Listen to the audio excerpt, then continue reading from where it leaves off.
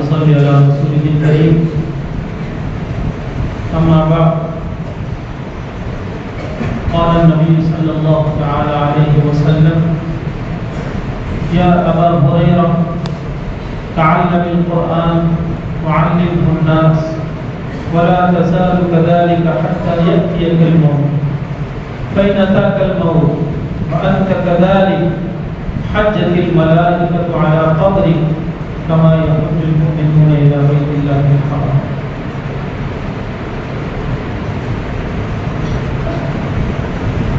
جامعہ کی اس پاکیزہ اور بڑی ہی باخر درسگاہ میں ایک شخصیت عظمیٰ کی تعزیت کے عنوان سے ان کی سیرت و کردار، ان کے کارہائے نمایاں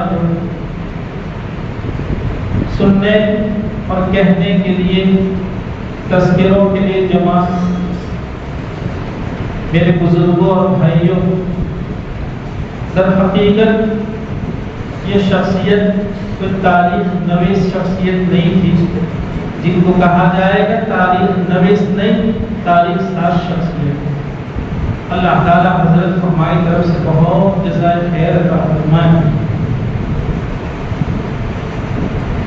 عزم و استقلال کا پہاڑ، آہنی مزاج، مرد مجاہد، شب و روز کی تمیز ختم کر کے تن من اور دھن کی بازی لگا کر ایک غریب پر کو جس نے الحمدللہ ثم الحمدللہ تعارف بخشا ہے، اس شخصیت عظمیٰ کے لیے ہم اور آپ جمع.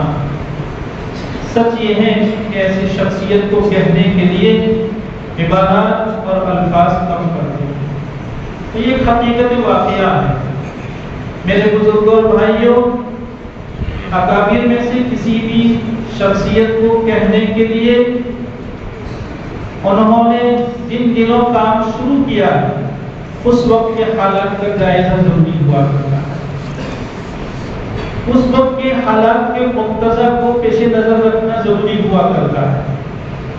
ہمیں اور آپ کو معلوم ہے کہ 50 سال پہلے جب ہم اس وقت کا جائزہ لیتے ہیں تو گجرات میں مختلف اور متعدد مدارس اور جامعات کے ہونے کے باوجود یہ فن سیسکیاں لے رہا تھا.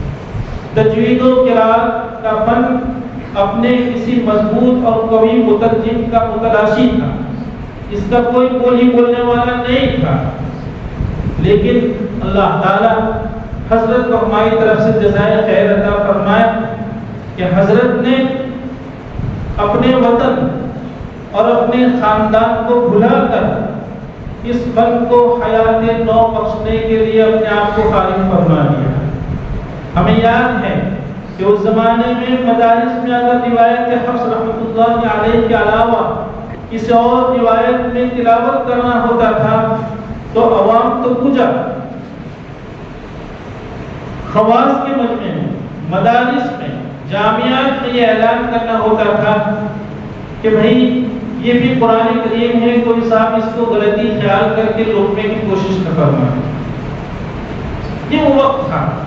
اس وقت میں اللہ کے گزیدہ اور موفق بندوں نے اس فن کی آبیاری کے لیے اپنے آپ کو بے چین کر دیا، اور انہی کی بے چینیوں کا یہ صلہ و نتیجہ ہے کہ الحمدللہ ثم الحمدللہ جب مدارس میں کسی جلسے میں تجوید و قرات کے فن کی ترجمانی کے لیے صرف 2-3 طلبہ ہوا کرتے تھے، آج الحمدللہ اور صرف یہ نہیں کہ مدارس کی ترجمانی کر رہے ہیں، کروڑوں کی لاگت سے بنے ہوئے مساجد کے مصلی خوش الہام اور بہترین مجوید قرآن کے لیے ترسا کرتے تھے. الحمدللہ ثم الحمدللہ یہ ان مغتنم اور باخیز اور موفق من اللہ شخصیات کا حصہ رہا. انہوں نے دنیا بدل دی، انقلاب پیدا کر دیا، اور مساجد کو جن ائمہ کے لیے مساجد کے مصلی ترسا کرتے تھے، آج الحمدللہ جب ایک جوان مسجد پر کھڑا ہوتا ہے تو وہ ہزاروں کی دنیا کو بدل دیا کرتا ہے. مجھے خوب یاد ہے کہ ہم نے آپ کو امتحان دیا اور ہم یہ سمجھتے ہیں کہ مشق سے کتاب کی راہ پر لانے کے لیے جن بزرگوں کا حصہ رہا ہے ان میں ہم بلا تکلف یاد کرتے ہیں کہ حضرت قاری صاحب رحمۃ اللہ علیہ کا بڑا حصہ رہا. آپ امتحان کے لیے تشریف لاتے تھے، لیکن وہ صرف امتحان نہیں ہوا کرتا ہے، وہ ایک تربیت ہوا کرتی ہے. آپ نے فن کیا ہے، کتاب کیا ہے، عبارت کتب کیا ہے، عبارت کتب پر کس طرح گفتگو ہوا کرتی ہے، یہ ساری تربیت. ایک مرتبہ ہم اپنی ٹیم کو لے کر جب حضرت کے ہاتھ انگلیوں میں جب تکلیف تھی اور بہت تکلیف شدت پکڑ گئی تھی، حضرت کا ہمارے نبی کے محترم قاری صاحب کا فون آیا کہ یہ حال ہے. ہم اپنی ٹیم کو لے کر حضرت کی یہاں حاضر ہوئے عیادت کے. ہم تو یہ خیال کر رہے تھے کہ اتنی شدت مرض کی جب ہے تو حضرت کتنی تکلیف میں ہوں گے، نہ معلوم کتنی دیر موقع ملے گا. لیکن جیسے ہماری حاضری ہوئی 2-4 منٹ عیادت کے لیے گفتگو ہوئی، کچھ پوچھا بس فوراً نے کہا کہ اچھا بھائی وہ کتاب لاؤ. 15 سال سے اللہ کا جو بندہ نہایت الدرایات فی اسانید رجال القراءات کے 15 سال سے جو اللہ کا بندہ سرگرداں ہے، بے چین ہے. ہم نے دیکھا اس بیماری کی ساری تکالیف کو آپ نے بھلا دیا اور کہاں پہ وہ کتاب ہے، ان کو دکھلا. دیر تک 2 گھنٹے ہو گئے. ہمارے ساتھ ایک شخص وہ آئے تھے جو کسی مدرسے کے مدرس نہیں تھے، لیکن اہل علم سے ان کا تعلق رہا. وہ ہم سے کہہ رہے تھے واپسی میں کہ ڈاکٹر صاحب ہم تو عیادت کے لیے گئے تھے اور وہاں کو کہیں بیماری کا پتہ ہی نہیں چل رہا تھا.